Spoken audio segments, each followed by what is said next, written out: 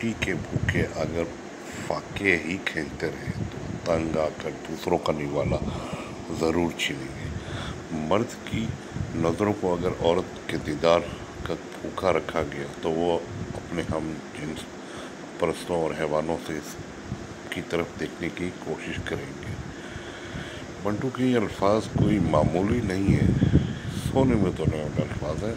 आप जानते हैं जितनी भी चीज़ें उसके बाद गुनाह और गुनाह का तस्वर अगर इब्तदा है ये अल्फाज को समझना बहुत मुश्किल है।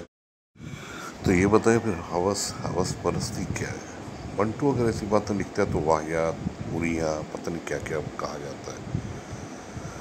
अल्लाह ताला यार आसानियाँ पैदा करे और मुश्किलात में घिरे इंसान को हर तरह से इन बुराइयों से बचाए। और देखो इस माशरे में आजकल यही कुछ हो रहा है ना, इंसान किस किस चीज़ के साथ बुराई नहीं कर रहा, ना जानवर, ना इंसान, ना हैवान, पता नहीं क्या क्या चीज़ें आ गई। और इन चीज़ों को करीब से बंटू ने देखा और इसका इजहार किया।